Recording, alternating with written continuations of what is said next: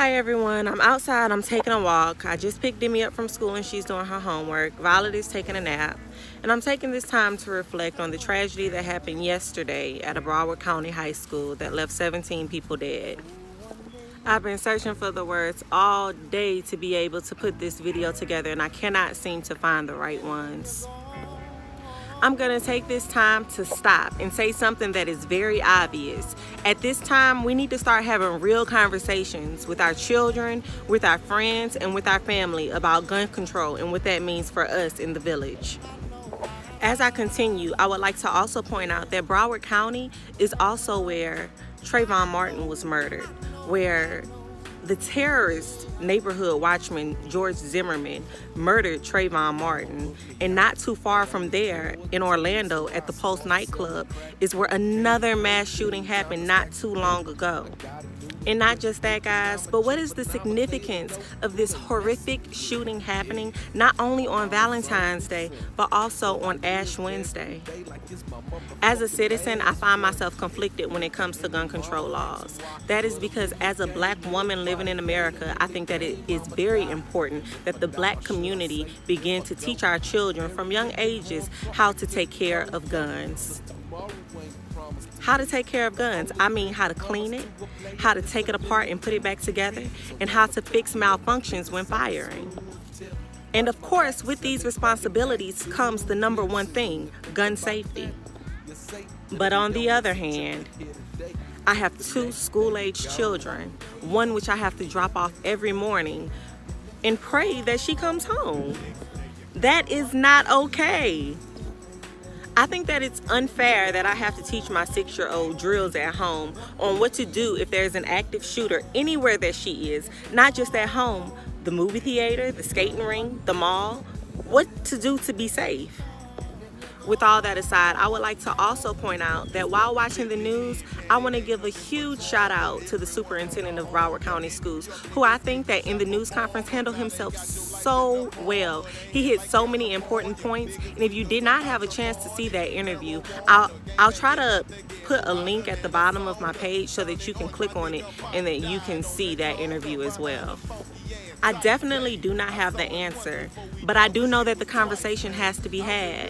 What is going to happen? How can we move forward as a community, as people, black, white, yellow, green, no matter what your nationality, no matter what your ethnicity, no matter what your race, no matter your culture, no matter your sex, all these things affect each and every one of us. No parent should have to send their child to school and get a call that their baby is not coming home. And no teacher should have to go to school and not return home to their own families.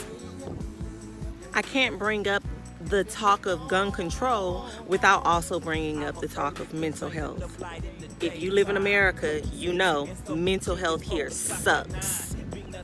No one knows quite how to handle mental health care.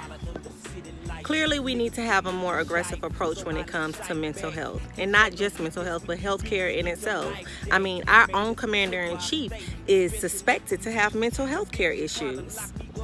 But of course, that has something to do with the state of America right now. This is not a time to sit around and talk about the things that are going on. This is a time to get up and actually do something. Help someone. If you know someone that's in need, someone that might be going off edge, don't be quiet about it. You gotta say something. People's lives are at stake here. The crazy thing is, the FBI was investigating this guy, Nicholas Cruz. How hard could it be to find a Nicholas Cruz that said, I'm gonna blow up, I'm gonna be a professional school shooter? How hard could that really be? I could be wrong. I'm just ranting. I may be ranting, but what is also true are the facts. And the facts also say that Nicholas Cruz was a member of a white nationalist group. With the government watching so much of everything we do, how is it that they missed that this young man not only made a public threat saying that he was going to be a professional school shooter, but that he was also a member of a white nationalist group? This should have never happened. One thing that I also found interesting was that last year with Demi, I went through Miami-Dade County schools trying to have her tested for a learning disability. And within the public school system here, to be tested for a learning disability, a child has to fail basically for an entire year, repeat that grade, and has to continuously fail that second year for the school to step in and say that we're going to test this child. At least that was the experience that I had, and that's what I was being told by the school social worker here in Dade County.